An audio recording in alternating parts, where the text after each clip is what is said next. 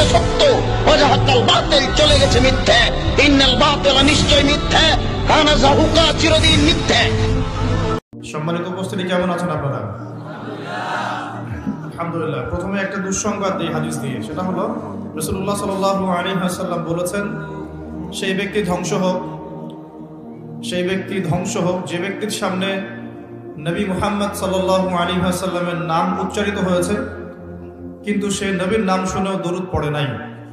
সেই ব্যক্তির জন্য নবী সাল্লাল্লাহু আলাইহি ওয়াসাল্লাম বদদুয়া করেছেন। তো আমরা কি দরুদ পড়লাম না পড়লাম না? নবী সাল্লাল্লাহু আলাইহি ওয়াসাল্লামের নাম শুনলেই বলতে হবে কি? কমপক্ষে বলতে হবে সাল্লাল্লাহু আলাইহি ওয়াসাল্লাম। অন্য হাদিসে নবী সাল্লাল্লাহু আলাইহি ওয়াসাল্লাম বলেন যে যদি কোনো ব্যক্তি সকালে 10 বার এবং সন্ধ্যায় 10 বার, সকাল সন্ধ্যায় বা সকাল বিকাল 10 বার করে রাসূল সাল্লাল্লাহু আলাইহি ওয়াসাল্লামের প্রতি দরুদ পাঠ করে, ইনশাআল্লাহ তাআলা কিয়ামতের মাঠে সে আল্লাহর রাসূলের সুপারিশ পাবে। আমরা কি নবীর সুপারিশ পেতে চাই? আমরা তো মনে হয় না নবী সাল্লাল্লাহু আলাইহি ওয়াসাল্লামের সুপারিশ পেতে চাই। পেতে চাই? নবীর সুপারিশ পেতে হলে একটা শর্ত, সেটা হলো যে আপনার জীবনের প্রতিটা কাজ নবী সাল্লাল্লাহু আলাইহি ওয়াসাল্লামের সুন্নত মোতাবেক হতে হবে। রাজি আছেন ইনশাআল্লাহ? সবার আগে চেহারা পরিবর্তন করতে হবে। সবার আগে কি পরিবর্তন করতে হবে? আসলে পরিবর্তন করতে হয় সবার আগে আকীদা বিশ্বাস, তারপরে পরিবর্তন করতে হয় আমল কাজ। তো আকীদার মধ্যে আমি পড়ে যাচ্ছি, আমলের ক্ষেত্রে আগে প্রথম কথাটা বললাম যে প্রথমে আগে নিজের ব্যক্তি জীবনটা পরিবর্তন করতে হবে, তারপরে পরিবার, আস্তে আস্তে সমাজ পরিবর্তিত হবে ইনশাআল্লাহ তাআলা। তো সবার আগে দরকার আমাদের ব্যক্তি জীবনের পরিবর্তন। তো ব্যক্তির মধ্যে প্রথম বিষয় হচ্ছে চেহারা, আপনার আউটলুক। আপনার আমার চেহারা সুরত কি নবী সাল্লাল্লাহু আলাইহি ওয়াসাল্লামের মতো হচ্ছে? ভাবতে হবে না?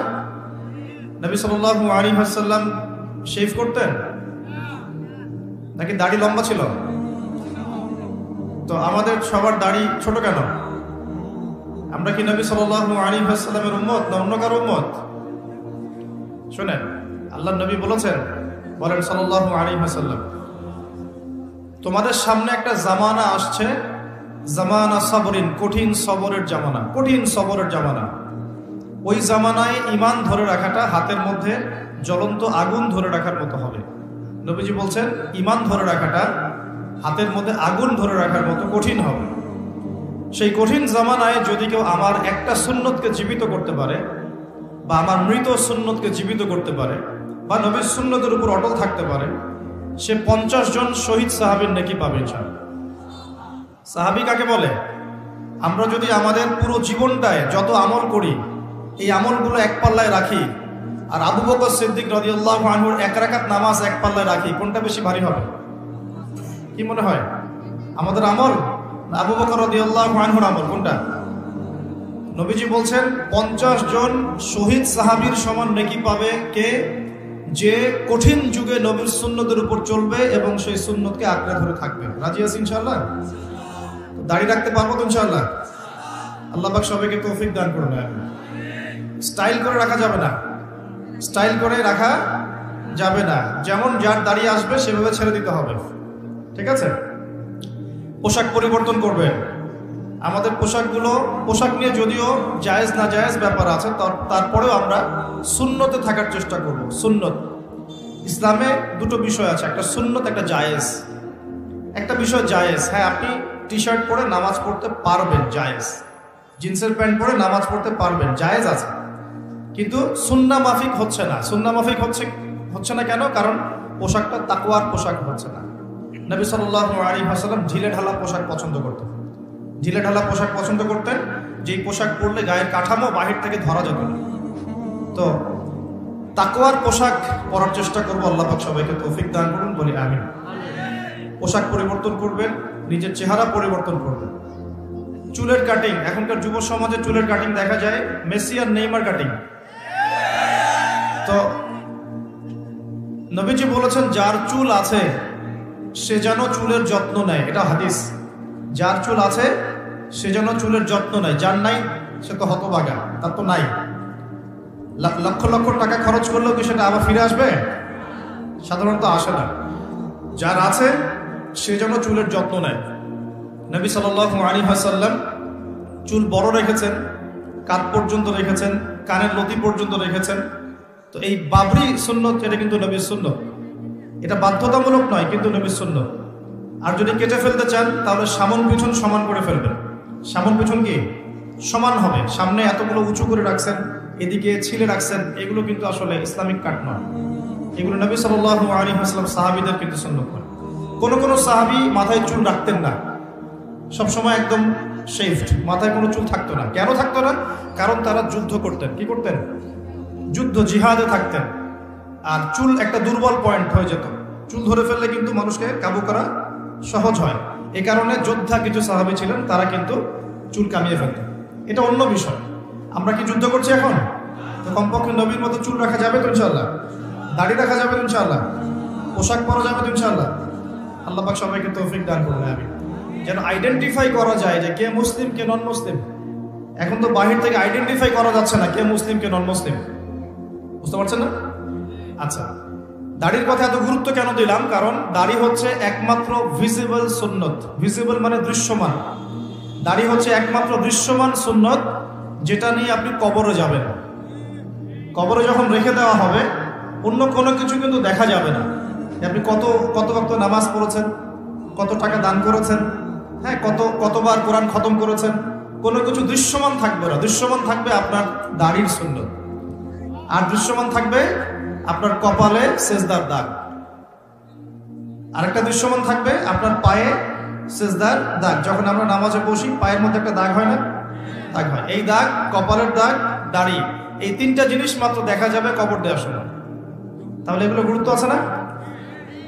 নবীজি একটা হাদিসে বলেছেন যে দুটো তরল পদার্থ আছে, এই দুটো যার সৌভাগ্য নসিব হয়েছে ইনশাআল্লাহ সে জাহান্নামে যাবে না। আরেকটা হচ্ছে দুটো দাগ যার শরীরে আছে সেও ইনশাআল্লাহ তাআলা জাহান্নামে যাবে না। এক নাম্বার দুটো তরল কি? একটা হচ্ছে গায়ের রক্ত। যে ব্যক্তি আল্লাহ পাকের দ্বীনের জন্য রক্ত দিয়েছে, আল্লাহ পাকের দ্বীনের জন্য, দুনিয়ার জন্য না, আল্লাহর দ্বীন প্রতিষ্ঠার জন্য যে সংগ্রাম করেছে, রক্ত ঝরেছে, এই যে রক্তের ফোঁটা মাটিতে পড়ার আগেই তার সমস্ত গুনাহ মাফ করে দেওয়া। যেমন উহুদের যুদ্ধে সাহাবীরা যুদ্ধ করেছেন না, বদরের যুদ্ধে সাহাবীরা যুদ্ধ করেছেন না, তাদের রক্তের ফোঁটা মাটিতে পড়ার আগেই সমস্ত গুনাহ আল্লাহ মাফ করে দিয়েছে। আরেকটা তরল পদার্থ হচ্ছে অশ্রু, চোখের পানি। এই চোখের পানি যে ব্যক্তি আল্লাহকে স্মরণ করে গোপনে, নীরবে, নিভৃতে আল্লাহকে স্মরণ করে কান্নাকাটি করে চোখ দিয়ে পানি ঝরাতে পেরেছে, ইনশাআল্লাহ ওই চোখ জাহান্নামের আগুন দেখবে না। খুশি হন নাই?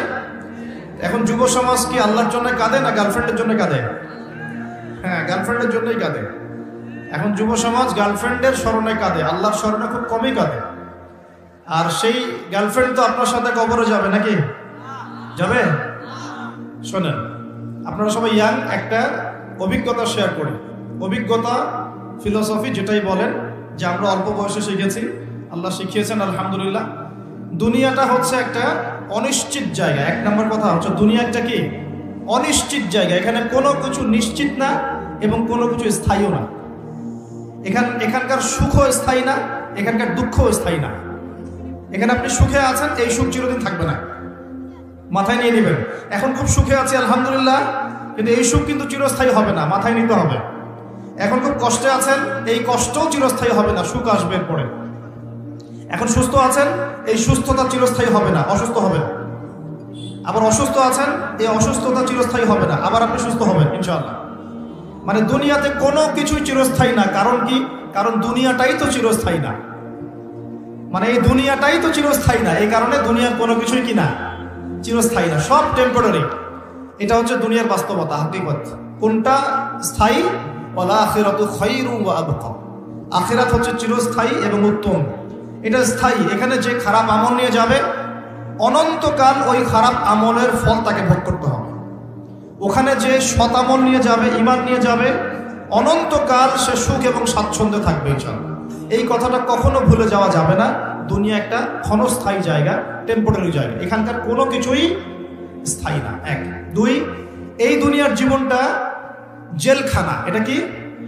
এটা আমার কথা না, নবী সাল্লাল্লাহু আলাইহি ওয়াসাল্লাম বলেছেন আদ-দুনিয়া সিজনুল লিল মুমিন, দুনিয়া হচ্ছে মুমিনদের জন্য কারাগার।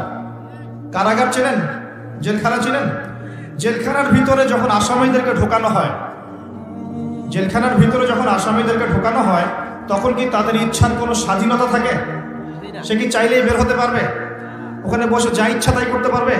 পারবে না। আল্লাহর নবী বলছেন এই দুনিয়ার জীবনটা তোমাদের সবার জন্য হচ্ছে জেলখানা, আমরা মানে মুমিনদের জন্য। আর যারা কাফের, আল কাফেরদের জন্য আর দুনিয়া সিজনুল লিল মুমিন ওয়াল জান্নাতু লিল কাফির, কাফেরদের জন্য দুনিয়া হচ্ছে জান্নাত।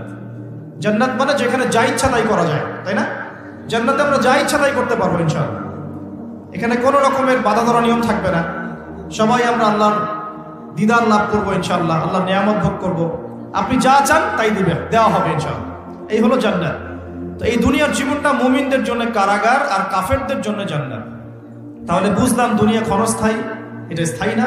এটাও বুঝলাম দুনিয়ার জীবনটা কারাগারের জীবন, যেখানে আমরা নিজের মন গড়া আমল করতে পারবো না, নিজের ইচ্ছার কোনো স্বাধীনতা নাই এখানে। আমার দুনিয়াতে আমাদের ইচ্ছার কোনো স্বাধীনতা নাই, আল্লাহ পাকের ইচ্ছার অধীনে আমরা পরাধীন।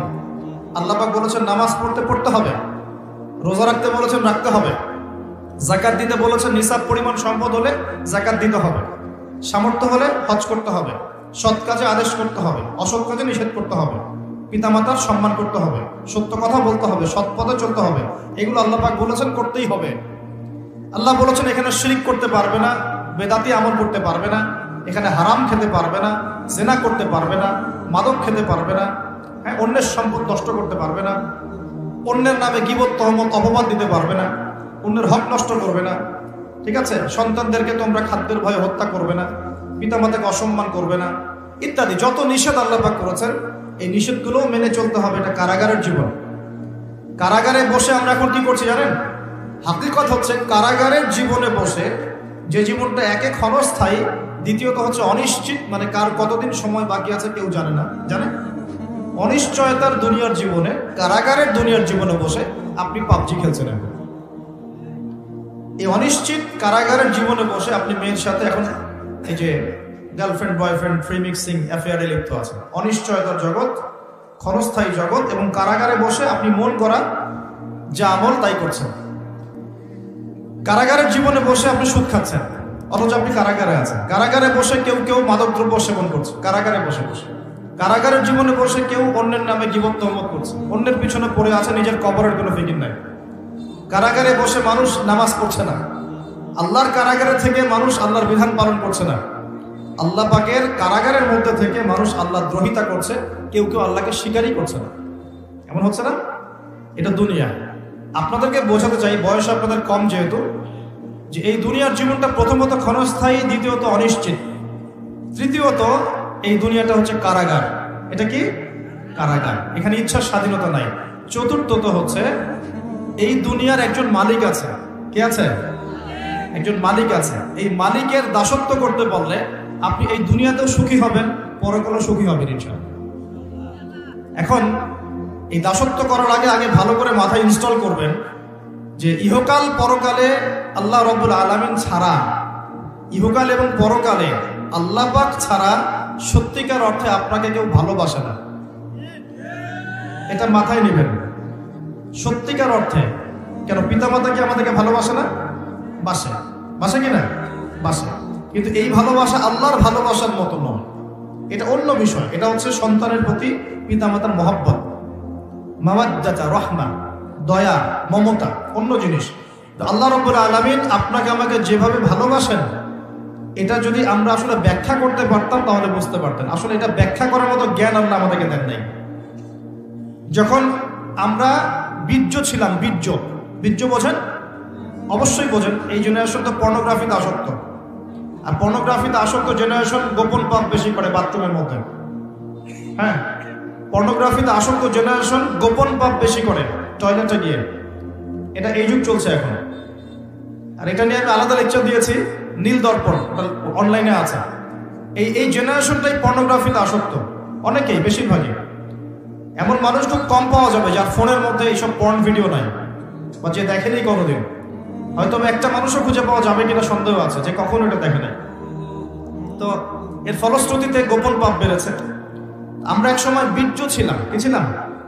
শুক্রাণু এবং ডিম্বাণু মিলিত হয়ে জাইগোট গঠিত হয়, জাইগোট।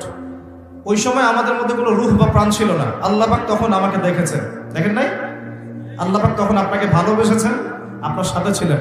আল্লাহ আপনাকে তখন মহব্বত করেছেন। আল্লাহ পাক তখনও আপনার খেয়াল রেখেছেন।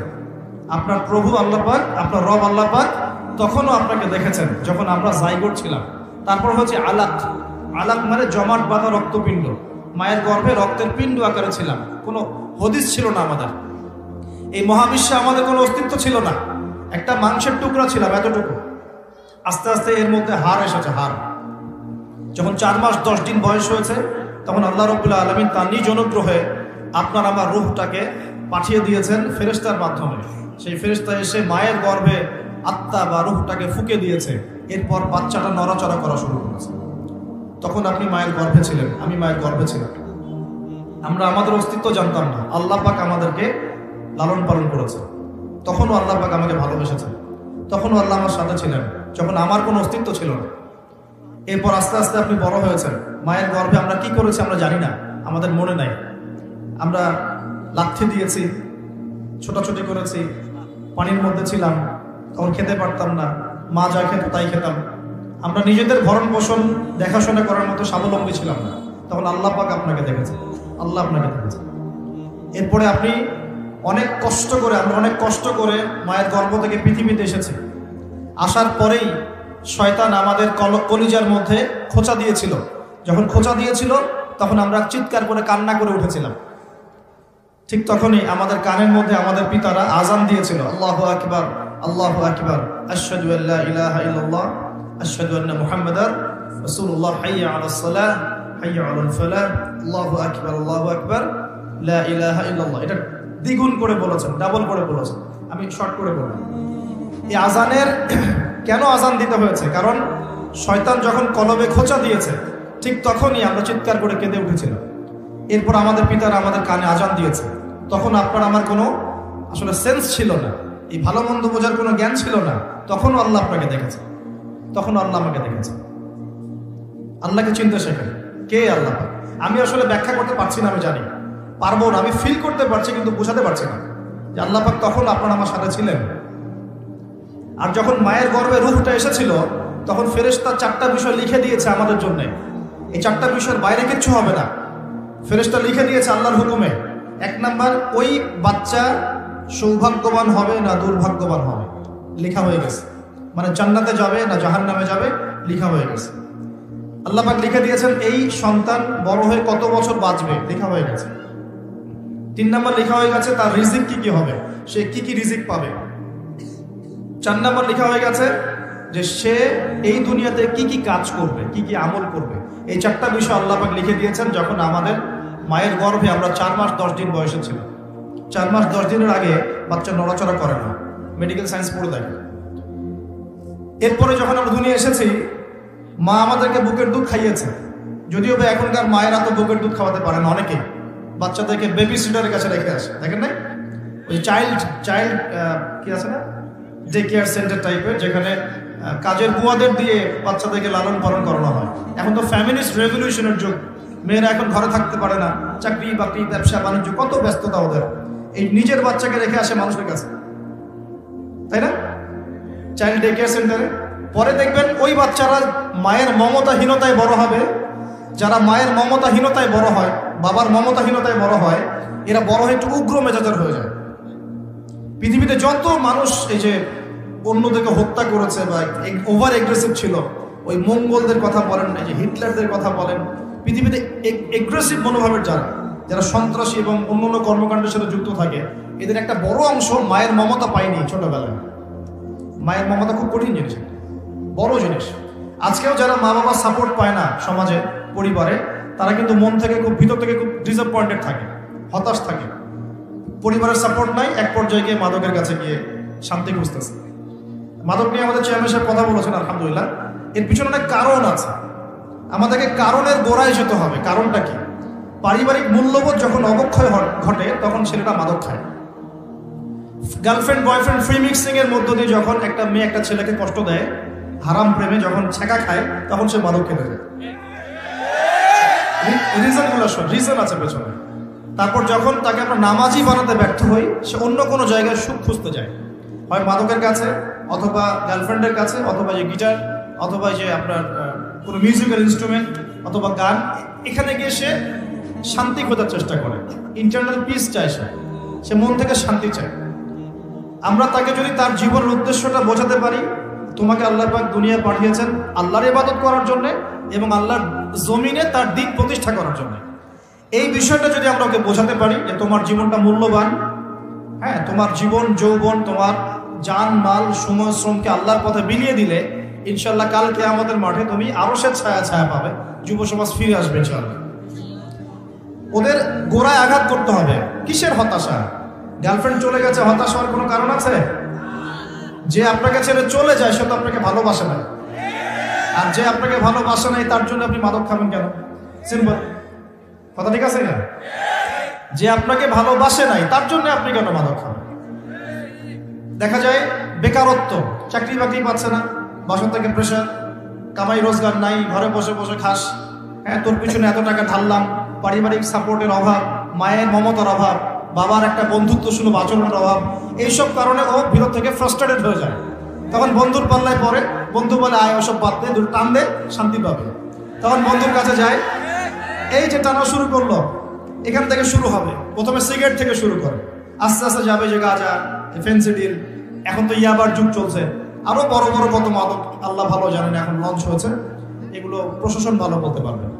তো স্টার্টিংটা কিন্তু এভাবে হয়, পারিবারিক সাপোর্টের অভাব, অথবা মমতার অভাব, অথবা একটা হৃদ্যতাপূর্ণ পরিবেশ নাই পরিবারের মধ্যে, ঝগড়াঝাটি ফাসাদ, পিতামাতার মধ্যে ফাসাদ, অথবা বন্ধুদের পাল্লায় পড়া, অথবা নারী, অথবা হতাশা, বেকারত্ব। এই কয়েকটাই কারণ মূলত, এগুলো থেকেই ছেলেরা মাদকের দিকে যাচ্ছে। তো কারণগুলো সলভ করতে হলে কোথায় আসতে হবে? আমি দুইটা খালি মেডিসিন বলে দেবো, অনলি দুইটা। কয়টা? দুইটা। আমি চ্যালেঞ্জ করছি, এই দুইটা মেডিসিন যদি প্রয়োগ করা যায় যুব সমাজের উপরে, ইনশাআল্লাহ 1% যুবক মাদক খাবে না ইনশাআল্লাহ। একটা মেডিসিন হচ্ছে কিচ্ছু না, শুধু ওদেরকে 5 ওয়াক্ত নামাজ পড়াতে হবে। টাইম টু টাইম তোমরা 5 ওয়াক্ত নামাজ পড়বা, যত হতাশা, গ্লানি, কষ্ট দেখবা, সমস্ত কষ্ট ওই আল্লাহর সামনে ঢেলে দিবা। যখন তোমার কেউ ছিল না, যে আল্লাহ তোমাকে দেখেছে, ওই আল্লাহর সামনে ঢেলে দিতে হবে। পারা যাবে ইনশাআল্লাহ? এই একটা মেডিসিন। অতএব নামাজই বানান, মানুষকে বেশি বেশি নামাজই বানান, অটোমেটিক সে মাদক থেকে দূরে আসবে ইনশাআল্লাহ। আল্লাহ পাক ওয়াদা করেছেন, আল্লাহ বলছেন ইন্নাস সালাতা তানহা আনিল ফাহশাই ওয়াল মুনকার ওয়া লাযিকরুল্লাহি আকবার। আল্লাহ বলছেন শোনো, নিশ্চয়ই নামাজ পড়ার মতো পড়লে, নামাজ কায়েম করার মতো করলে, এই নামাজই তোমাকে সমস্ত পাপ থেকে দূরে রাখবে ইনশাআল্লাহ। নামাজ, আমি 3G 4G নামাজের কথা বলছি, নামাজের কথা বলছি যে নামাজ আপনি মনোযোগের সাথে, খুশুর সাথে নামাজে কি পড়ছেন বুঝতে পারছেন, সেজদায় গিয়ে দোয়া করছেন, আল্লাহকে পাচ্ছেন, এই নামাজের কথা বলছি। এই নামাজ যে ব্যক্তি পড়তে পারে 5 ওয়াক্ত, ইনশাআল্লাহ মাদকের ধার কাছেও সে কখনো যাবে না ইনশাআল্লাহ। আর দ্বিতীয় মেডিসিন হচ্ছে, সেটা হলো আল কোরআনুল কারীম, যেটা আমার হাতে দেখছেন। এই আল কোরআনুল কারীম যদি আপনি প্রতিদিন কমপক্ষে 1টা পারা করে তেলাওয়াত করেন, 30 দিন 30 পারা, প্রতিদিন 1 পারা, প্রতি মাসে 1 খতম, এতটুকু এই জিনিসটা অভ্যাস করতে পারেন, ইনশাআল্লাহ আপনার মনের মধ্যে প্রশান্তি দিয়ে ভর্তি থাকবে, কোনো কষ্ট থাকবে না ইনশাআল্লাহ। আমি চ্যালেঞ্জ করছি আপনাকে, ইমপ্লিমেন্ট করে দেখেন। প্রতিদিন 1 পারা, কতটুকু? অন্তত 1 পারা, 30 দিন 30 পারা, মাস শেষে 1 খতম হবে ইনশাআল্লাহ। এই আমলটা ধরে রাখতে পারলে দেখবেন আপনার মনে নূর এবং প্রশান্তিতে ভর্তি থাকবে। সারা দুনিয়া অশান্তি, আপনার মনে শান্তি, কোনো অশান্তি কাজ করবে না ইনশাআল্লাহ। আল্লাহ পাক আমাদের সবাইকে এই দুটো মেডিসিন প্রয়োগ করার তৌফিক দান করুন। এবার আসি ভাই, ওই সময় সব লিখে দেওয়া হয়েছে যে আপনার রিজিক, হায়াত, তারপরে কাজ কি হবে, সাফল্য, সৌভাগ্যবান না দুর্ভাগ্যবান হওয়া। এরপরে যখন আমরা ছোট ছিলাম, মায়ের দুধ পান করেছি, তখন কিন্তু আমরা আমাদের দায়িত্ব নিতে পারতাম না। আমরা বিছানায় পেশাব পায়খানা করেছি, কেউ আমাদেরকে দেখে নাই, পিতামাতা দেখেছেন, তখন আল্লাহ পাক আমাদেরকে দেখেছেন, তখনও আল্লাহ আমাদের সাথে ছিলেন। আমরা শ্বাস নেওয়া শুরু করি, শ্বাস নেওয়া, এই শুধু নিঃশ্বাস নেওয়ার যে ক্ষমতা বা এই যে নেয়ামত, এই নেয়ামতটুকুর শুকরিয়া কি আমরা আদায় করতে পারবো? আমাদের শরীরে রক্ত চলছে, রক্ত যে সংবহন তন্ত্রটা চলছে, এই রক্ত সার্কুলেশন বন্ধ হয়ে গেলে আমরা বাঁচবো? এটা কে কে দেখছেন? এটা এই যে হার্ট যে পাম্প করছে, হার্টবিট, একটা হার্ট পাম্প করার পরে আল্লাহর অনুমতি চায়, আল্লাহ আরেকবার পাম্প করবো কি? আল্লাহ অনুমতি দেয়, তারপর পাম্প করা। এত সহজ? রাতে যখন ঘুমাই আমরা, আমাদের আত্মা আল্লাহ পাক নিয়ে নেন, এটা অনুমতি প্রাপ্ত হয় যে আমি আল্লাহকে আবার ফিরিয়ে দিবেন, যদি দেয় তাহলে আপনি সকালে উঠবেন, না হলে উঠতে পারবেন না। সূর্য ডুবে আল্লাহর পারমিশন নেয়, আমি কি আগামীকাল আবার উঠবো? আল্লাহ পারমিশন দিলে তারপর ওঠে।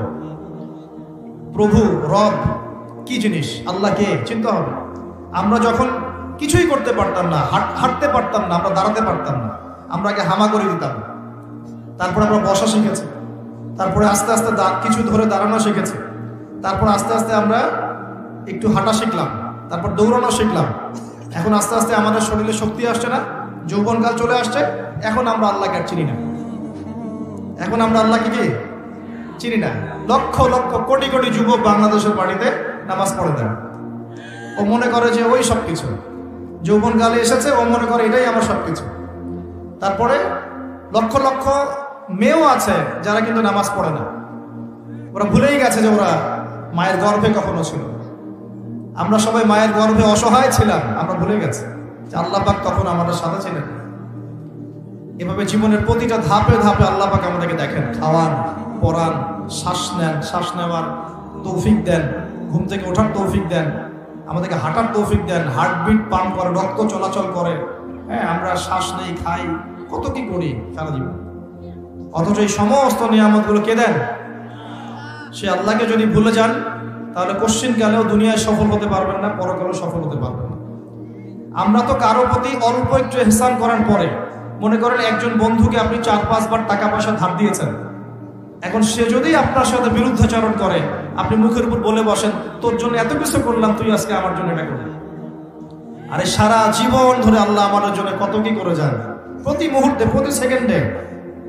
একটা আয়াত আছে সূরা আর রহমানে, কুল্লা ইয়াউমিন হুয়া ফি শান, মানে আল্লাহ পাক সব সময় কন্টিনিউয়াসলি প্রতি মুহূর্তে এই মহাবিশ্ব পরিচালনার কাজে ব্যস্ত আছেন।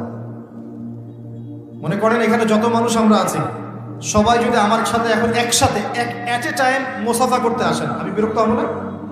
সবাই এসে হুমরি খাওয়া শুরু করে মুসাফা, সবাই আমাকে যদি একটা কথা একসাথে বলা শুরু করেন, আপনার একটা কথা, আপনার একটা, আপনার একটা, আপনার একটা, সবগুলো আমি শুনতে পারবো? 1 সেকেন্ডের মধ্যে সারা বিশ্বের কোটি কোটি মানুষ একই সময় আল্লাহর কাছে দোয়া করে, আল্লাহ সবার দোয়া শোনেন, এক মুহূর্তেই শোনেন। আমরা সবাই এখন বসে আল্লাহর কাছে যাচ্ছি, সবার মনের জান্নাতে যাওয়ার পরে, জান্নাতে যাওয়ার 100 কোটি বছর পর আমরা কি করব আল্লাহ এখনই সেটা জানেন, জানেন না? আবার জাহান্নামে যাওয়ার 100 কোটি বছর পর জাহান্নামীরা কোন শাস্তি ভোগ করবে আল্লাহ সেটাও জানেন। তো এই মহান রবকে এখন মানুষ বিশ্বাস করে না। এখন নাস্তিকতার যুগ চলছে, আস্তাগফিরুল্লাহ। এখন কি প্রোটেস্ট্যান্ট ইসলামের যুগ চলছে, মানে কিছু অংশ ইসলামের পালন করে, কিছু অংশ পালন করে না। ইসলাম, কোরআন, হাদিস, পর্দা, এই বিষয়গুলোকে মানুষ এখন কটাক্ষ করা শুরু করছে, আক্রমণ করা শুরু করছে। গত পরশু দিনে দেখলাম যে সুইডেনের মতো কান্ট্রি, ওরা তো বাক স্বাধীনতায় নাকি বিশ্বাস করে, ওখানে প্রকাশ্যে আল কোরআনকে পুড়িয়ে দিল। দেখেছেন না? দেখেছেন না? আরো ঘোষণা দিয়েছে যে আস্তাগফিরুল্লাহ, আরো বলে পোড়াবে এবং শুকরের রক্ত দিয়ে নাকি কোরআনকে মাখিয়ে দিবে। নাউযুবিল্লাহ। আমরা দোয়া করি আল্লাহ পাক ওদের চেহারাগুলোকে জাহান্নামে জ্বালিয়ে দেখ। মানে হেদায়েতের দোয়া করতে পারবো না, এদের জন্য হেদায়েতের দোয়া করার রুচিবোধ আমাদের মধ্যে নেই। আল্লাহ পাক অচিরেই এদেরকে ধ্বংস করবেন ইনশাআল্লাহ, অচিরেই ধ্বংস তো হবে, এটা আমি নিশ্চিত। কারণ আমি শেষ জামানার ছাত্র, স্টাডি করি যে 3টা বড় বড় ভূমিকম্প আসা এখনো বাকি আছে। তার মধ্যে একটা হবে পশ্চিমা সভ্যতায়, এই ইউরোপিয়ান সিভিলাইজেশনের মধ্যে পশ্চিমা সভ্যতা একটা বড় ভূমিধস হবে অচিরেই। এখানে একটা বড় অংশের মাটি নিচে চাপা পড়ে যাবে ইনশাআল্লাহ। এটা কি আমাদের 10টা বড় নিদর্শনের একটা। 3টা বড় বড় ভূমিকম্প বাকি আছে, একটা পশ্চিমে, একটা পূর্ব দিকে, একটা পৃথিবীর মাঝখানে। তো এরা কোন জাতি? এরা সমকামী, ছেলে ছেলেকে বিয়ে করা এদের কাছে জায়েজ। তো ওরা তো কোরআনের বিরোধিতা করবেই, কোরআন তো এর বিরুদ্ধে কথা বলছে। কোরআন বলছে সমকামী একটা কম ছিল, কওমে লূত, ওদেরকে আল্লাহ পাক এমন শাস্তি দিয়েছেন যা বিশ্বে কাউকে দেন নাই। একদম মাটিটা উপরে তুলে আসমানে উঠায়, আসমান থেকে পাথর বর্ষণ করে সবগুলোকে থেতলা করে দিয়ে উল্টা দিকে আবার দাফন করে দিয়েছে কওমে লূতকে। জর্ডানের ডেড সি বা মৃত সাগর ওই জায়গা যেখানে কওমে লূত ছিল। আর এরা হচ্ছে কওমে লূতের বর্তমান ট্রেডিশন, বর্তমান রেভলিউশনের বলতে পারে, বর্তমান ভার্সন হচ্ছে এরা। কওমে লূতের বর্তমান ভার্সন এরা, প্রেজেন্ট ভার্সন এরা। এরা এই সভ্যতা, পশ্চিমার এই সভ্যতা ছেলে ছেলেকে বিয়ে করা জায়েজ মনে করে। তো ওরা তো কোরআনের বিরুদ্ধাচরণ করবেই। আর কোরআন বলছে যে এরকম করলে একদম ধসাই দেব শাস্তি দিয়ে। আসমানের নিচে জমিনের উপরে সবচেয়ে বড় বড় পাপগুলোর মধ্যে এটা একটা। ওরা তো সুদখোর, সারা বিশ্ববাসীকে সুদ খাইয়েছে। আর কোরআন বলছে সুদ যে খায় সে যেন আল্লাহ এবং তার রাসূলের সাথে যুদ্ধ করে। তাহলে ওরা তো কোরআনের বিরোধিতা করবেই। কোরআন বলছে যে সমাজে সাম্য থাকতে হবে, সাম্য। আর ওরা তো সাম্যের বিরোধী। ওরা মানবতার ধ্বজা ধরে বিশ্বের বিভিন্ন মুসলিম কান্ট্রির মধ্যে মুসলিম থেকে নির্যাতন করেছে। ওরা তো কোরআনের বিরোধিতা করবেই, স্বাভাবিক। কোরআন বলছে এইসব জালেমদের সাথে জিহাদ করতে, আর এই কিতাবে সেটা লেখা আছে। তাহলে ওরা তো এই বইটা পুরোতে চাইবে না? এগুলো পড়লে তো আপনার ভিতরে একটা জজবা চলে আসবে। ওরা চাইবে এখান থেকে আপনাকে দূরে সরাই দিতে। কোরআন বলছে মুসলিমদের ঐক্যের কথা, তো ওরা তো মুসলিমদের ঐক্য পছন্দ করবে না, অতএব কোরআন তো পুরাতে হবেই ওদের কাছে। কোরআন বলছে ওরা বস্তুবাদী আর আখিরাত চিরস্থায়ী, তো বস্তুবাদী এই সভ্যতা আখিরাতমুখী সভ্যতার বিরুদ্ধাচরণ তো করবেই। কোরআন বলছে যে দিন ইসলামকে আল্লাহ পাক পাঠিয়েছেন সারা বিশ্বে বিজয়ী হওয়ার জন্য। আর ইসলাম যদি বিজয়ী হয় ওদের অস্তিত্ব থাকবে, অতএব তারা তো বিরুদ্ধাচরণ করবে। কোরআন বলছে মাদক থেকে দূরে থাকার কথা, আর ওরা মাদক ফ্রি অ্যাক্সেস সবাই খাচ্ছে, তাহলে ওরা কি বিরুদ্ধাচরণ করবে না? স্বাভাবিক। কোরআন বলছে যে জেনা থেকে দূরে থাকো না, জেনার কাছেও যেও না। আর ওদের সভ্যতা এমন সভ্যতা যেখানে বাবাও মেয়ের সাথে জেনা করে না। বিশ্বাস করছেন না কথা? বাবার হাতে ওরা মেয়েরা এই ইফটিজিং এর শিকার হয়, সেক্সুয়াল হ্যারাসমেন্টের শিকার হয়, এবং ভাই বোনের সাথে জেনা করে। কতগুলো প্রমাণ নেবেন? আমি একটা বইয়ের নাম বলে, লস্ট মডেস্ট একটা বই আছে, মুক্ত বাতাসের খোঁজে, পড়েন, সব দেখতে পাবেন ডিটেলস, প্রমাণ স্বরূপ। এই সভ্যতা তো কোরআনের বিরুদ্ধাচরণ করবেই, কারণ কোরআন তো এখান থেকে আপনাকে দূরে সরাচ্ছে। ব্যভিচার, পরকীয়া কি ইসলামে জায়েজ? ওদের ওখানে একটা ফ্যাশন, ওরা কি বিরুদ্ধাচরণ করবে না? করবে। ওদের যতগুলো নোংরামি, অশ্লীলতা, ফাহেসা কাজ, আল্লাহ দ্রোহিতা, এই প্রত্যেকটা বিষয়ের বিরুদ্ধে কোরআন কথা বলছে বলেই কোরআনের বিপক্ষে ওদের এত জ্বালা। কিন্তু এই জ্বালা বেশি দিন স্থায়ী হবে না ইনশাআল্লাহ। কারণ আমরা জানি অচিরে এমন প্রজন্ম আল্লাহ পাক পাঠাবেন ইনশাআল্লাহ, যে প্রজন্মের প্রত্যেক সন্তান আল কোরআন পড়তে জানবে ইনশাআল্লাহ, কোরআনের অর্থ বুঝবে ইনশাআল্লাহ, কোরআনের আদেশ মানবে, নিষেধ বর্জন করবে ইনশাআল্লাহ, কোরআনের দাওয়াত মানুষের কাছে পৌঁছাবে এবং আল্লাহর এই পুরো জমিনে কোরআনের বিধান প্রতিষ্ঠা করবে ইনশাআল্লাহ। এমন প্রজন্ম অচিরেই আসবে। আমি আপনাদেরকে বলে দিয়ে যাচ্ছি যে নবী ঈসা আলাইহিস সালামের হাতে 40 বছর এই পুরো বিশ্বে এই ন্যায় এবং ইনসাফের শাসন না হওয়া পর্যন্ত কিয়ামত আল্লাহ পাক দিবেন ইনশাআল্লাহ। এটা হাদিসে লিখিত হয়ে গেছে। তিনি আসবেন, তার আগেই ইমামুল মাহদী আসবেন, তিনি দাজ্জালকে হত্যা করবেন এবং দাজ্জালকে ফলো করবে, কিন্তু এরাই দাজ্জালকে ফলো করবে। তবে পাথর বা গাছের পিছনেও যদি দাজ্জালের বাহিনী গিয়ে লুকায়, ওই পাথর আর গাছও কথা বলা শুরু করবে। তারা বলবে, ইয়া মুসলিম ইন্না ওয়ারা আল ইয়াহুদ তাআল ফাকতুলহু, হে মুসলিম, আমার পিছনে একজন ইহুদি আছে, আসো একে হত্যা করে যাও। পাথর এবং গাছ কথা বলবে। বিশ্বাস করছেন? এই সময় সামনে অপেক্ষা করছে। বিশ্বে এখন যা দেখছেন তার কিছুই থাকবে না।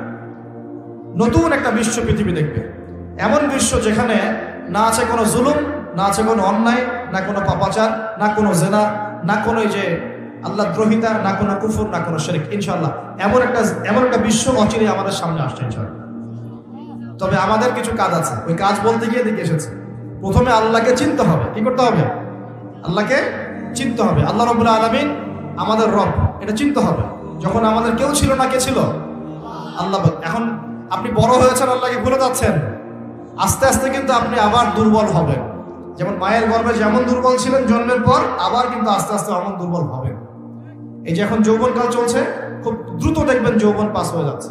আর এখন কিন্তু সময় অনেক দ্রুত যাচ্ছে, কারণ এটা কিয়ামতের একটা সাইন। সময় কিন্তু টাইম দ্রুত যাওয়া শুরু করবে। এমনকি একটা বছর একটা মাসের মতো চলে যাবে, একটা মাস একটা সপ্তাহের মতো চলে যাবে, একটা সপ্তাহ একটা দিনের মতো চলে যাবে। এরকম মনে হচ্ছে না এখন? আস্তে আস্তে এমন হচ্ছে। এটার মানে হচ্ছে সময় থেকে বরকতটা উঠে যাচ্ছে। সময় থেকে কি উঠছে? টাইম কিন্তু ঠিকই আছে, মানে 24 ঘন্টা 24 ঘন্টায়, কিন্তু একটু দ্রুত পাস হচ্ছে, মানে আপনার বরকতটা কমে যাচ্ছে। নবী সাল্লাল্লাহু আলাইহি ওয়াসাল্লাম একদিনে যত কাজ করতে পারতেন, আমরা এক মাসে অত কাজ করতে পারি না। ভালো করে খেয়াল করে দেখেন, আল্লাহ নবীজি একদিনে যত কাজ করতেন সকাল থেকে রাত পর্যন্ত, আমরা মনে হয় এক সপ্তাহ এক মাসেও করতে পারি না। তো প্রিয় ভাইয়েরা, সময় দ্রুত পাস করছে, যৌবন চলে যাবে। যৌবন সম্পর্কে আপনাকে দুই একটা হাদিস বলে আমি এদিকে আস্তে আস্তে ফিনিশিংয়ের দিকে যাব। আল্লাহর নবী বলেছেন 7 শ্রেণীর মানুষকে আল্লাহ পাক আরশের ছায়া দিবেন, যেদিন ওই ছায়া ছাড়া অন্য কোনো ছায়া থাকবে না। তার মধ্যে দ্বিতীয় শ্রেণী হচ্ছে, আচ্ছা প্রথমটা হচ্ছে ন্যায়পরায়ণ শাসক। শাসন ক্ষমতা পাওয়া কোনো দোষের কিছু নয়, ন্যায় বিচার করলে আরশের ছায়া পাবে ইনশাআল্লাহ। আমরা দোয়া করি আল্লাহ পাক আমাদের সবার উপরে ন্যায়পরায়ণ শাসক মনোনীত করুন বলি আমিন। এরপরে দ্বিতীয় শ্রেণী হচ্ছে সেই যুবক যে তার যৌবনকালটাকে আল্লাহর পথে বিলিয়ে দিয়েছে। এই সুযোগ এখন আপনাদের সবার সামনে আছে। এখন আপনি কোন পথে যাবেন, decision is yours, choice is yours, আপনার চয়েস।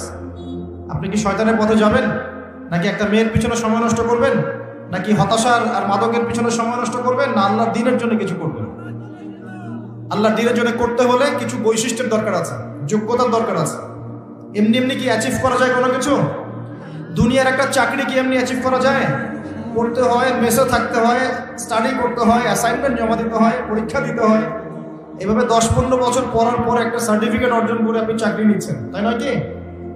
একটা চাকরি নিচ্ছেন, বিশেষ ক্যাডার হচ্ছেন, বড় বড় জায়গায় যাচ্ছেন। তাহলে দিনের জন্য কাজ করার জন্য বা আল্লাহর দ্বীনকে প্রতিষ্ঠা করার জন্য যোগ্যতার দরকার আছে না? প্রথম যোগ্যতা হচ্ছে জ্ঞান অর্জন করা। কি করা? কোরআন এবং সুন্নাহর বেসিক জ্ঞান আপনাদের সবাইকে অর্জন করতে হবে। রাজি আছেন তো ইনশাআল্লাহ? সর্বপ্রথম কোরআন তেলাওয়াত করা শিখতে হবে। কি করতে হবে? কোরআন তেলাওয়াত করা শিখতে হবে। আগামী রমজান আসার আগেই সবাই তেলাওয়াত করা শিখে নিব ইনশাআল্লাহ। রাজি আছেন তো ইনশাআল্লাহ? 2 নাম্বার, কোরআনের ভাষা শিখতে হবে, আরবি ভাষা। তাহলে কোরআন আপনি বুঝতে পারবেন ইনশাআল্লাহ, পড়ে বুঝতে পারবেন আল্লাহ পাক কি বলছে।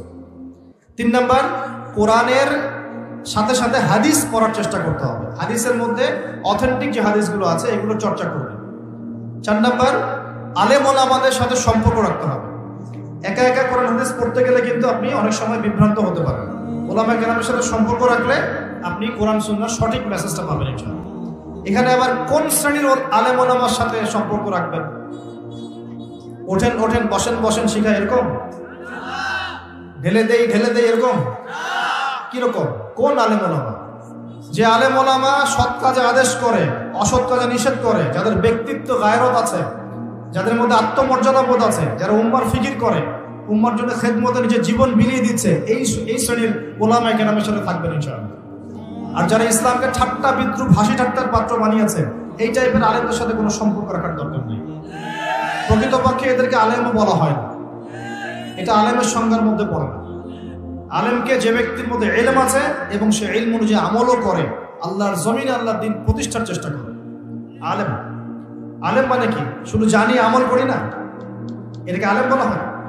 শুধু জানি আমল নাই, এটাকে আলেম বলা হয়? প্রিয় ভাইয়েরা, সত্য মিথ্যা চিন্তা হবে। এই ট্রল নিয়ে, ফেসবুক ইউটিউব নিয়ে এত বেশি মত্ত হয়ে থাকবেন। কনস্ট্রাকটিভ পড়াশোনা করেন, অফলাইনে পড়াশোনা করেন, ওলামা কেরামের সাথে সম্পর্ক করেন, আগে জ্ঞান অর্জন, তারপর অন্য কিছু। জ্ঞান ছাড়া আপনি এই বিশ্বে ইসলামকে এগিয়ে নিতে পারবেন না। কারণ এখন জ্ঞান দিয়ে যুদ্ধ করা হচ্ছে। কি দিয়ে যুদ্ধ হচ্ছে এখন? একটা সময় ছিল আগে তরোয়াল দিয়ে যুদ্ধ হতো, মনে আছে? তারপরে যুদ্ধ হওয়া শুরু হচ্ছে ট্যাঙ্ক দিয়ে, কামান দিয়ে, গোলা বারুদ দিয়ে, মনে আছে? এখন পারমাণবিক যুদ্ধের যুগ না? পারমাণবিক অস্ত্র দিয়ে মানুষ যুদ্ধ করার জন্য মরিয়া হয়ে আছে, তাই না? আমরা আশঙ্কা করছি যে বিশ্বের সামনে হয়তো একটা পারমাণবিক যুদ্ধ হয়ে যেতে পারে। আল্লাহ ভালো জানেন, আল্লাহ ভালো জানেন, আপনারা জানেন না। তবে এখন সবচেয়ে শক্তি কোন জিনিসটা? সবচেয়ে বড় শক্তি হচ্ছে প্রযুক্তি। সবচেয়ে বড় শক্তি কি? প্রযুক্তি, তথ্য প্রযুক্তি। যার কাছে যত বেশি প্রযুক্তি এবং ডাটা আছে, সেই রাষ্ট্র তত বেশি শক্তিশালী। অতএব আমাদের সবাইকে জ্ঞান অর্জন করতে হবে। এবং কোন জ্ঞান? যেটা প্র্যাকটিক্যাল জ্ঞান। শুধু জ্ঞান বই পুস্তকে পড়ে রাখলাম, হ্যাঁ, যেটা প্র্যাকটিক্যাল কোনো ভিত্তি নাই, এটা কিন্তু আসলে প্রকৃত জ্ঞান নয়। যে জ্ঞানটাকে প্রয়োগ করা যাচ্ছে এবং জ্ঞান প্রয়োগ করে ইসলামকে এগিয়ে নেওয়া যাচ্ছে। তো এখন কি ডারউইনের মতবাদ পড়বেন নাকি? হ্যাঁ, বলছে যে বানর থেকে মানুষ হয়েছে, আর আমরা সূরা বাকারার মধ্যে দেখছি মানুষ থেকে বারণ হয়েছে। জানেন? এটা হয়তো জানেন না, বলছি শোনেন। আল্লাহ পাক একটা জাতিকে বলেছিলেন শনিবারে মাছ ধরবে না। কি করবে না? শনিবারে মাছ ধরবে না। বনু ইসরাইল। বনু ইসরাইল কারা জানেন তো? কারা? হ্যাঁ, ইয়াকুব আলাইহিস সালামের বংশধর, কিন্তু প্রকৃতপক্ষে ইহুদি বলা হয় কাদেরকে? যারা মুসা আলাইহিস সালামের কওম। আর নাসারা বলা হয় কাদেরকে? যারা ঈসা আলাইহিস সালামের কওম। ঠিক আছে? তো এই বনু ইসরাইলদের মধ্যে একটা কওম ছিল যাদেরকে আল্লাহ পাক বলেছিলেন যে শনিবারে মাছ ধরো না।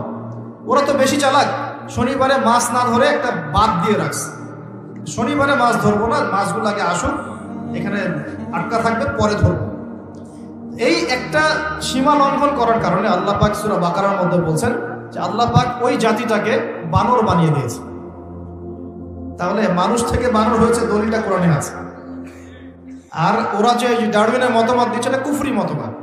কেউ যদি এখানে বিশ্বাস থাকে, কেউ যদি এখানে বিশ্বাস করে, মন থেকে বিশ্বাস করে, তার ঈমান চলে যাবে, কোনো সন্দেহ নেই। আমরা এসেছি জান্নাত থেকে। কোত্থেকে? মানুষ বানর থেকে আসে নাই, মানুষ জান্নাত থেকে আসছে। আমাদের পিতা কোথায় ছিল? আমাদের পিতা জান্নাতে ছিল। সেখানেই তো ইবলিস প্রলোভিত করলো, গাছের কাছে চলে গেলেন, তারপর আল্লাহ পাক নারাজ হলেন, হ্যাঁ, তওবা করলেন, আল্লাহ তওবা কবুল করলেন, কিন্তু দুনিয়ায় পাঠিয়ে দিলেন। তাহলে আমরা কোত্থেকে আসছি? আমরা এই দুনিয়ার বাসিন্দা নই, আমরা জান্নাতে ছিলাম, সেখান থেকে আমরা এখানে আসছি, আমরা বানর থেকে মানুষ হই না। তো কোরআন বলছে এই কথা।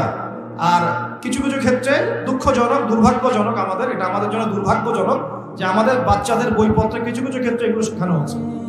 তো এগুলো জ্ঞান নয়, এগুলো জাহেলিয়াত। এগুলো কি? জাহেলিয়াত। এইসব জ্ঞান অর্জন করতে যাবেন না। এখন যদি পরীক্ষায় পাশের জন্য পড়তেই হয় তাহলে কি করবেন? তাহলে আমি বলবো যে আপনার ইমানে দুর্বলতা আছে। আমাদের উপরের লেভেল থেকে পদক্ষেপ গ্রহণ করতে হবে, অথবা সামাজিক সচেতনতা গড়ে তুলতে হবে। আর যদি কোনোভাবেই এই সব বইপত্র পরিবর্তন, সংশোধন না করে, তাহলে কি করবেন? নতুন নতুন শিক্ষা প্রতিষ্ঠান গড়ে তোলেন, মাদ্রাসায় পড়ান, সিলেবাসের মধ্যে সংশোধন নিয়ে আসেন। আমি তো একটা লেকচারে বলেছি 3 ঘন্টা লাগবে প্লে গ্রুপ থেকে নিয়ে ক্লাস 5 পর্যন্ত জেনারেল শিক্ষা, ইসলামিক শিক্ষা সমন্বয় করে আপনাকে 3 ঘন্টার মধ্যে দিয়ে দিব ইনশাআল্লাহ। আমার ছেলে ক্লাস 5-এ যেতে যেতেই 5 পারায় হাফেজ হবে। মিনিমাম সে 100টা হাদিস মুখস্থ করবে, আরবি ভাষা শিখবে ইনশাআল্লাহ, পাশাপাশি বাংলা, ইংরেজি, অঙ্ক এগুলো সবই শিখবে। 3 ঘন্টা লাগবে। আলহামদুলিল্লাহ শুরু করেছি, আল্লাহ ভালো জানেন কতদূর করতে পারবো। ইচ্ছা আছে সারা বাংলাদেশের প্রত্যেকটা ডিস্ট্রিক্টে একটা করে এমন প্রতিষ্ঠান গড়ে তোলার যেখানে জেনারেল শিক্ষা, ইসলামী শিক্ষার একটা সর্বোচ্চ সমন্বয় থাকে ইনশাআল্লাহ। আল্লাহ পাক কবুল করুন বলি আমি। যাদের সামর্থ্য আছে এগিয়ে আসবেন, যাদের অর্থ সম্পদ আছে, জায়গা জমি আছে, তারা এগিয়ে আসবেন। আমি আপনাকে সর্বোচ্চ সিলেবাস দিয়ে সহযোগিতা করতে পারবো। আমি আপনাকে বইপত্র, ইংলিশ মিডিয়ামের বই, বাংলা মিডিয়ামের বই, অ্যারাবিক মিডিয়ামের বই, একটা ট্রাইলিঙ্গুয়াল কনস্ট্রাকটিভ সিলেবাস আমি আপনাকে করে দিতে পারবো। আপনি পড়াবেন ইনশাআল্লাহ। ভালো টিচার আপনি খুঁজে বের করবেন, আপনি তাদেরকে ভালো বেতন দেবেন, তাদের জন্য প্রতিষ্ঠান করবেন, থাকার জায়গা করবেন, এটা আপনাদের দায়িত্ব। কিন্তু বিশ্বাস করেন এটাই শিক্ষা, এটাই শিক্ষা। একমুখে যে শিক্ষা চলছে এখানে অনেক দৈন্যতা আছে। আমরা কোনো কোনো ক্ষেত্রে আমরা মসজিদের ইমাম হয়েও বিশ্বের খবর রাখছি না। একজন ইমাম বিশ্ব অর্থনীতি, রাজনীতি সবকিছুর খবর রাখবে, কেন রাখবে না? কোনো কোনো ক্ষেত্রে আমরা ডক্টর, ইঞ্জিনিয়ার হচ্ছে ঠিকই, কিন্তু ইসলামের ওযু করার নিয়ম জানি না। এগুলো শিক্ষা হলো না। আমাকে ইসলামী শিক্ষার ভিত্তি অর্জন করে তারপর অন্য জায়গায় যেতে হবে ইনশাআল্লাহ। একজন পলিটিশিয়ান যদি সৎ হন, কোরআন সুন্নাহর জ্ঞান থাকে, তার দ্বারা আপনি সমাজে খেদমত পাবেন ইনশাআল্লাহ। একজন ডক্টর যদি সৎ হয়, কোরআন সুন্নাহর জ্ঞান থাকে, দেখবেন তাকে দেখেই রোগী ভালো হয়ে গেছে ইনশাআল্লাহ। প্রেসক্রিপশন করে দিয়ে বলবে যে ভাই নামাজটা 5 ওয়াক্ত পড়েন, ওযু অবস্থা থাকেন, পরিষ্কার পরিচ্ছন্ন থাকেন, কোরআন তেলাওয়াত করেন, রোগীকে মহব্বতের সাথেই ভালো করা যায়। আর আমরা এখন প্রফেশনাল হয়ে গেছি, আসো নাম টেস্ট করো, 10টা টেস্ট করো, রিপোর্ট নিয়ে আমার সামনে আসে। একটা রোগীর 1 মিনিট সময়, একটা রোগীকে দেখেন 1 মিনিট সময়। সুবহানাল্লাহ। আর এইসব ক্ষেত্রে আপনারা আবার ব্যবসার কথাবার্তা বলেন না, ওয়াজ মাহফিল নিয়েই কথা বলেন, ঠিক আছে? ওয়াজ মাহফিল, আলেম ওলামা এখানেই আসে আপনারা ব্যবসার কথাটা বলেন। তখন হাদিয়া তোফার কথা আসতে ব্যাস ধর্ম ব্যবসার কথা শুরু হয়ে গেছে। কিন্তু এখানে যে দুর্নীতির পর দুর্নীতি হচ্ছে, প্রচুর কালো টাকা পাচার হচ্ছে, ব্যাংক লুট করা হচ্ছে, ব্যাংকিং সিস্টেম কলাপস করছে, শেয়ার বাজার ধস হয়ে যাচ্ছে, ওই কোনো তো কথা বলার সুযোগ হয় না আপনাদের। তো এটা কেমন দৃষ্টিভঙ্গিটা? কেমন বায়াস দৃষ্টিভঙ্গি। ডাবল স্ট্যান্ডার্ড বলি আমরা, দ্বিমুখী, দ্বিচারিতা। আল্লাহ পাক আমাদের সবাইকে সৎ হওয়ার তৌফিক দান করুন। আমি বলতে চাচ্ছিলাম যে কোরআন সুন্নাহর শিক্ষা ব্যবস্থাটা যদি শুরু থেকে, গোড়া থেকে, প্লে গ্রুপ থেকে লঞ্চ করা যায়, সাথে জেনারেলটাও থাকে, এই জাতিকে ঠেকানোর মধ্যে কেউ থাকবে না ইনশাআল্লাহ। দোয়া করি আল্লাহ পাক যেন একদিন না একদিন এমন কিছু মানুষকে নিয়ে আসেন আমাদের উপরে, যারা এই কথাগুলো বুঝবেন এবং এই কথাগুলোর উপর আমল করে সমাজটাকে পরিবর্তন করবে ইনশাআল্লাহ। প্রিয় ভাই, প্রথমে দরকার জ্ঞানের বিপ্লব। এখন যার কাছে যত বেশি জ্ঞান সে তত বেশি শক্তিশালী, জ্ঞান যার কাছে আছে সে তত বেশি শক্তিশালী। এরপর দরকার হবে আপনার আমল, বেশি বেশি নবীর সুন্নাহ অনুযায়ী আমল করতে হবে। জ্ঞান এবং আমল যখন একত্রিত হবে, আল্লাহর পক্ষ থেকে কলবের মধ্যে নূর আসবে। কি আসবে? আল্লাহর আলো, নূর আসবে। এটা কি ব্যাখ্যা করতে পারবো না আপনাকে। এটা যখন আসবে, যার কাছে আসছে সেই জানে আল্লাহর নূর কি জিনিস। আল্লাহর নূর মানে আল্লাহ দ্রোহী কোনো কিছুই আপনার ভালো লাগবে না। যার কলবে আল্লাহ নূর আসছে, সে হারাম কিছু দেখতেও তার ভালো লাগবে না, হারাম কিছু শুনতেও ভালো লাগবে না, হারাম কোনো কিছুর সাথে সম্পৃক্ত হতেও ভালো লাগবে না, কারণ তার মধ্যে সে আল্লাহর নূর পেয়ে গেছে। তার ভালো লাগবে নামাজ, তেলাওয়াত, ইসলাম, এগুলোই ভালো লাগবে। তো আল্লাহ পাক সূরা জুমার এটা বলেছেন, আল্লাহ পাক যার কল্যাণ চান তার হৃদয়টাকে ইসলামের জন্য উন্মুক্ত করে দেন, প্রশস্ত করে দেন। সুবহানাল্লাহ। আমলের সাথে দরকার এই নূর। নূর আসলে তাজকিয়া, আত্মশুদ্ধি অর্জন হবে। তাজকিয়া, আত্মশুদ্ধি মানে যে যার মনটা সৎ, যে সবাইকে নিয়ে ভাবে, যে কারোর সাথে হিংসা বিদ্বেষ গীবত তহমতে থাকে না, যে সততার সাথে দিনকে এগিয়ে নেওয়ার চেষ্টা করে। মানুষ জানে না, আজে বাজে অনেক কথা বলতে পারে, ওগুলো শোনারও তার সময় নেই, সে তার গতিতে এগিয়ে যাবে। এগুলো শোনারও সময় নাই, এগুলোর দিকে তাকানোরও সময় নেই। আল্লাহ পাক এমন প্রজন্ম করে দিন বলি আমিন। আরো দরকার আছে প্রিয় ভাই, হালাল রিজিক। দিনের জন্য কিছু করতে চান, হালাল রিজিক খেতে হবে, হারাম খাওয়া যাবে না। রাজি আছেন ইনশাআল্লাহ? আরো দরকার হচ্ছে আদর্শ পরিবার, পারিবারিক আদর্শ সুন্দর হতে হবে। নিজের পরিবারে নামাজ প্রতিষ্ঠা করেন, তালিম প্রতিষ্ঠা করেন, পর্দা প্রতিষ্ঠা করেন, বাচ্চাদেরকে কোরআন শেখান, আপনার পরিবারের পরিবেশটাকে ইসলামিকভাবে গড়ে তোলেন, ইনশাআল্লাহ আল্লাহ পাক কবুল করবেন ইনশাআল্লাহ। আর প্রয়োজন সৎ কাজে আদেশ করা, অসৎ কাজে নিষেধ করা, এবং আপনার জানমাল, সময়, শ্রম দিয়ে দিন ইসলামকে এগিয়ে নেওয়ার চেষ্টা করা। এই কাজগুলো প্রয়োজন যুব সমাজে, যদি আপনারা ইসলামের জন্য কিছু করতে চান। আমরা কি চাই কিছু করতে? আল্লাহ পাক আমাদেরকে দুনিয়াতে পাঠিয়েছেনই আল্লাহর ইবাদত করার জন্য, তার দিনকে বিজয়ী করানোর জন্য। শর্ত দিয়েছেন, ইন তানসুরুল্লাহ ইয়ানসুরকুম, তোমরা যদি আল্লাহর দিনকে সাহায্য করো তবেই আল্লাহ তোমাদেরকে সাহায্য করবে। আল্লাহ বলছেন, ইন্নাল্লাহা লা ইউগাইয়িরু মা বিকওমিন হাত্তা ইউগাইয়িরু মা বিআনফুসিহিম, কোন কওমের অবস্থা আল্লাহ পরিবর্তন করেন না ততক্ষণ পর্যন্ত যতক্ষণ না তারা নিজেরা তাদের অবস্থা পরিবর্তনের চেষ্টা করছে। আমরা কি চেষ্টা করবো ইনশাআল্লাহ? এই কাজগুলো করবেন। পাশাপাশি আমি বলবো, আল্লাহকে চিনতে শিখবেন। আস্তে আস্তে আপনি দুর্বল হয়ে যাবেন, এই যৌবনটা থাকবে না, চলে যাবে। ওই 7 শ্রেণীর মানুষের মধ্যে যদি অন্তর্ভুক্ত হতে চান, তাহলে এই যৌবনটাকে আল্লাহর জন্য বিলাতে হবে।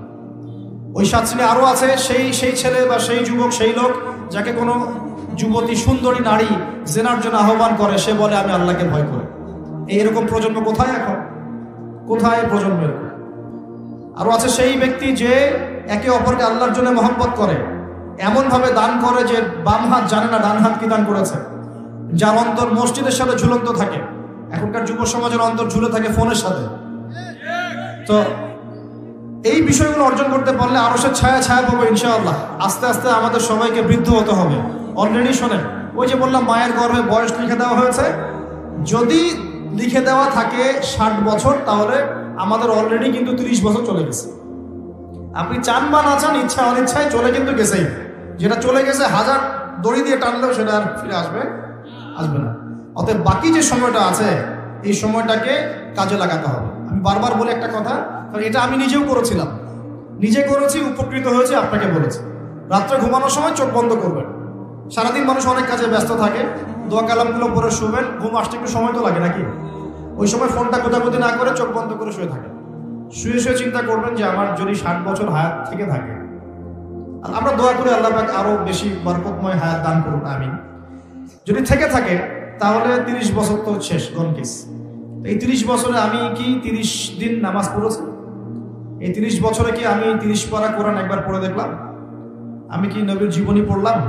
হাদিস 30টা কি জানি? মাসলা মাসাল কি জানি? 30 দিন কি জামাতে নামাজ পড়তে পেরেছি? আমি কিন্তু বেসিক কথা বলছি। আমি কিন্তু আপনাকে বলি নাই 30টা জিহাদ করেছেন কিনা, একদম বেসিক কথা। 30 দিন কি আমি মানে নবী সাল্লাল্লাহু আলাইহি ওয়াসাল্লামের জীবনী, ইসলামের ইতিহাস, সিরাত, হাদিস, আকীদা এগুলো পড়াশোনা করতে পারলাম কিনা, আমল কতটুকু করতে পারলাম, 30টা রোজা রাখছি কিনা, যাকাত ফরজ হয়ে গেছে সেই কবে দিয়েছি কিনা, দান সদকা কতটুকু করেছি, নিজের আত্মসমালোচনা করবেন।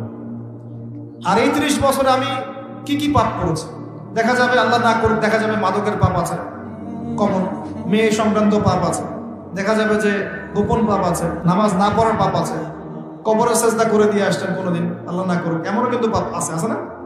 বেদাতি আমল করেছেন অনেক, এগুলোর পাপ থাকতে পারে, হারাম খেয়েছেন থাকতে পারে, সুদ খেয়েছেন থাকতে পারে, এগুলো লিস্ট আপ করতে হবে। করার পরে আপনাকে ডিটারমাইন্ড হতে হবে যে না, ইনশাআল্লাহ পরের যে সময়টা বাকি আছে, ইনশাআল্লাহ এই সময়টাতে আমি আল্লাহর বিরুদ্ধাচরণ করবো না ইনশাআল্লাহ। এবার তওবা করে ফিরে এসে ওযু করবেন, জায়নামাজ বিছিয়ে নামাজের একটা পরিবেশ করবেন। শোনেন, একটা কথা বলে দেই, আমরা মসজিদে যাই সবচেয়ে খারাপ কাপড়টা পরে, বাসার মধ্যে সব জায়গা আছে টাইলস ফিটিং, মাশাআল্লাহ, নামাজের কোনো জায়গা নেই। অথচ একজন হিন্দু ভাইয়ের বাসায় গিয়ে দেখেন পূজা করার জন্য আলাদা জায়গা আছে, আছে না? মুসলিমদের বাসায় ঢুকলে নামাজের স্বতন্ত্র কোনো ঘর নাই, কোনো সিস্টেম নাই। নামাজের একটা ঘর থাকবে আলাদা, একটা জায়গা থাকবে আলাদা, এই জায়গাটা সুগন্ধি দিয়ে ভরে রাখবেন, এই জায়গাটাতে জায়নামাজ পরিষ্কার পরিচ্ছন্ন থাকবে, আতর খুশবু থাকবে, ভালো কাপড় থাকবে, একটা পরিবেশ দরকার আছে। একটা প্রতিটা কাজের কি আছে, একটা পরিবেশ আছে। এখানে আপনি নামাজে দাঁড়াবেন, চোখের পানি ছেড়ে দিয়ে আল্লাহর কাছে দোয়া করবেন, আল্লাহ বিগত জীবনে যে পাপগুলো আমি করেছি এর জন্য আমি তোমার কাছে তওবা করছি। শুধু বলবেন এতটুকু, আস্তাগফিরুল্লাহাল্লাযী লা ইলাহা ইল্লা হুয়াল হাইয়ুল কাইয়্যুম ওয়া আতুবু ইলাইহি বলতে থাকবেন। অথবা আরবি জানেন না, বাংলা দিয়ে বলবেন যে আল্লাহ আমি এই পাপ করেছি, আমাকে মাফ করে দাও, এবং আমি আগামী জীবনে ইনশাআল্লাহ তোমার দিনের জ্ঞান অর্জন করে, আমল করে, আকীদা আমলের সংস্কার করে তোমার এই দিনের দাওয়াত মানুষের দুয়ারে দুয়ারে পৌঁছে দেবো ইনশাআল্লাহ, আল্লাহ তোমাকে কবুল করো। এভাবে দোয়া করে নিজেকে তৈরি করতে হবে। এই দোয়া একদিন করে সারা এমন নয়, প্রতিদিন এই দোয়া করতে থাকতে হবে, এবং এই দোয়া বাস্তবায়ন করার জন্য মেহনত করতে হবে। খালি দোয়া করে গেলাম, কোনো কাজ নাই, এই দোয়া কি কবুল হবে? আল্লাহর নবী কি শুধু দোয়া করেছিলেন না, বদরের যুদ্ধ করেছিলেন? যুদ্ধের মাঠে গিয়ে যুদ্ধ করেছেন, এবার দোয়াও করেছেন, তারপর ফলাফল দেখেন নাকি? যুদ্ধের মাঠে গিয়েছেন, সাহাবীদেরকে প্রশিক্ষিত করেছেন, আরো কত কি অস্ত্রশস্ত্রের ব্যবস্থা করেছেন, খবর নিয়েছেন ওদের কত সৈন্য, আমরা কোথায় দাঁড়াবো, কোন দিকে দাঁড়ালে ভালো হয়, বদরের কূপটাকে আগে দখল করে নিয়েছেন, সব ট্যাকটিক অ্যাপ্লাই করেছেন। তারপরে দোয়া, আল্লাহ এই যে মানুষগুলো আজকে তোমার সামনে আছে, এরা যদি আজকে না থাকে ইসলাম মিটে যাবে, আল্লাহ আজকে তুমি আমাদেরকে সাহায্য করো। তখন আল্লাহ পাক আসমান থেকে ফেরেশতা পাঠিয়েছেন। এই হলো আমাদের কাজ, দোয়াও চলবে ইনশাআল্লাহ, এর পাশাপাশি প্রচেষ্টাও চলবে। এগুলো যদি সব একত্রিত হয় ইনশাআল্লাহ তাআলা, সেই দিন বেশি দূর নয় ইনশাআল্লাহ, যেদিন শুধু বাংলার জমিনে না, ইনশাআল্লাহ সারা বিশ্বব্যাপী দিন ইসলামের প্রচার প্রসার ব্যাপক হবে, প্রতিষ্ঠাও লাভ করবে ইনশাআল্লাহ তাআলা। সমস্ত জালেমের শেকড় আল্লাহ পাক উপরে ফেলবেন ইনশাআল্লাহ। আল্লাহ পাক আমাদের সবাইকে আল্লাহকে চেনার তৌফিক দান করুন বলে আমিন। আল্লাহ পাক আমাদের সবাইকে আল কোরআন তেলাওয়াত শেখার তৌফিক দান করুন। আল্লাহ পাক আমাদের সবাইকে যেন 5 ওয়াক্ত নামাজই বানিয়ে দেন। আল্লাহ রাব্বুল আলামিন আমাদের সবাইকে যেন দিন ইসলামের বেসিক জ্ঞান অর্জন করার তৌফিক দান করেন, বেশি বেশি আমল করার তৌফিক দান করেন।